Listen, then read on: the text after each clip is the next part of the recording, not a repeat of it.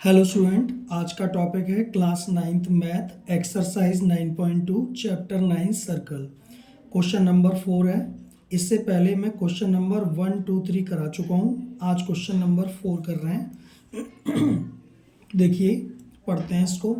If a line intersects two concentric circle with centre O at A B C and D, prove that A B equal to C D. मतलब ये है कि if a line intersect two concentric circle, यहाँ दो circle दिए गए हैं, एक ये और एक ये। ठीक है, इसको नंबर 1 सर्कल दे रहे हैं नाम, इसको नंबर 2 सेकंड। कॉन्सेंट्रिक सर्कल क्या होता है बच्चों? कॉन्सेंट्रिक सर्कल वो होता है जब एक ही सेंटर को से दो सर्कल ड्रॉ किए जाते हैं। सेंटर एक है इनका, और इस से ये और इससे ये।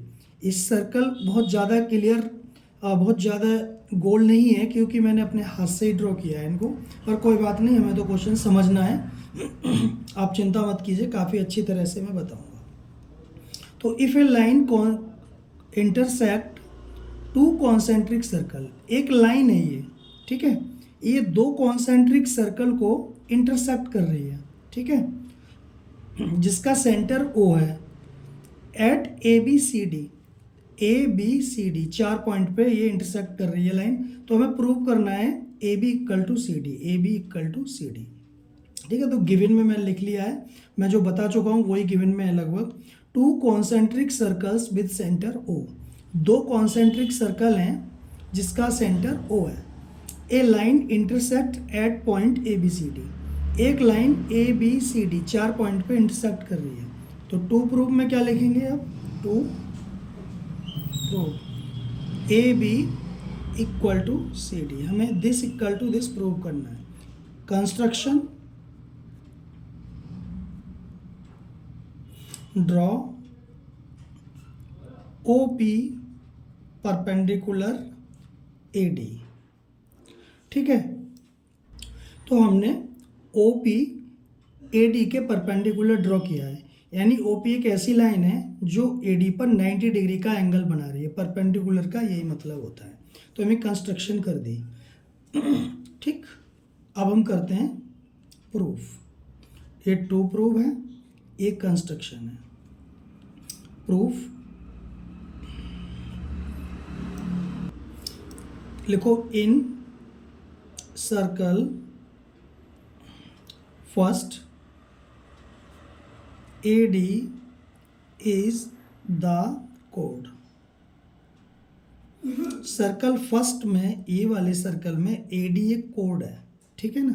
कोड तो जानते ही हैं, बता चुका हूँ पहले। कोड वो लाइन होती है किसी सर्कल को 2 पॉइंट पे काटती है। तो बड़े वाले सर्कल को ये ए और डी पर कट कर रही है, ठीक है। एंड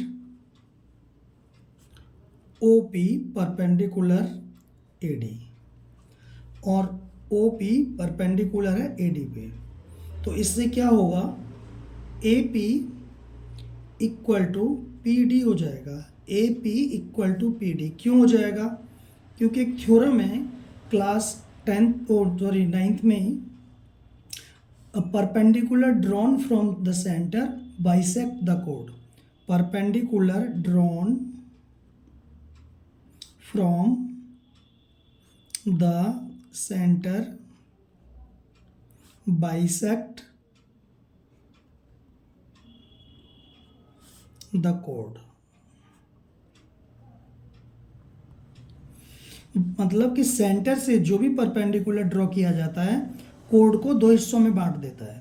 तो इस पी पॉइंट से ये वाली कोड, ए डी कोड, दो हिस्सों में बट गई, यानी ए पी और पी वी। तो A P equal to P V हो जाएगा। तो इसलिए ए पी इक्वल टू, वो लिख दिया मैंने ये, ठीक है ना। A P equal to P D, A P equal to P D हो जाएगा, ठीक है ना। ये रहने दो अभी। अब है इन सर्कल सेकेंड बी सी।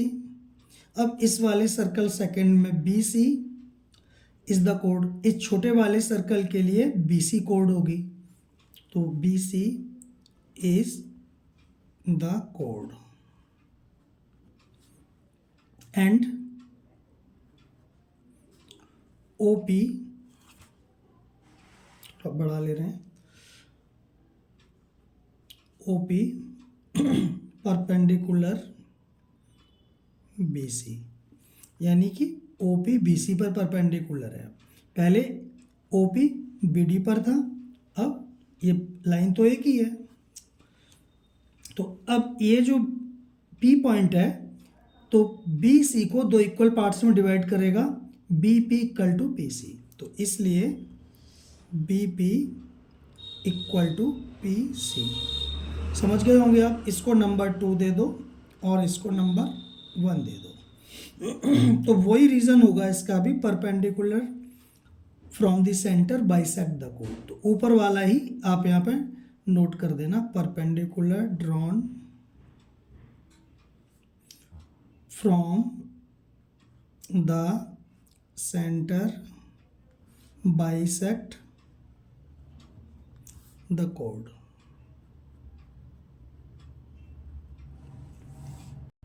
जो ड्रॉन में ना ए ही होता है वो।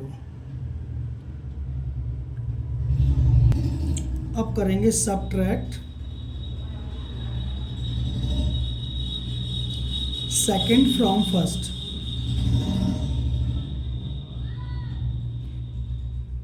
सेकंड को घटा दो, माइनस कर दो फर्स्ट में से, तो ए पी, तो देखो ए पी से बी पी माइनस होगा और पी डी से पी सी माइनस होगा, क्योंकि लेफ्ट साइड लेफ्ट से माइनस होगी और राइट साइड राइट से माइनस होगी। तो यहाँ पे लिखेंगे A P minus B P equal to P D minus P C, P D minus P C, ठीक है ना। तो ए पी में से बी पी जाएगा तो क्या बचेगा, ए पी में से बी पी जाएगा, यानी इस ए पूरे में से ये जाएगा तो ए भी बचेगा। समझ गए ना आप। ए पी में से बी पी हटा दो तो ए बी बचा, तो यहाँ पे लिख दो ए बी इक्वल टू, और पी डी में से पी सी जाएगा, पी डी में से बड़े में से पी सी निकाल दो तो सी डी बचेगा, तो सी डी। Hence proved. अब आप समझ गए होंगे इसको अच्छी तरह से, ठीक है। आज के लिए इतना है।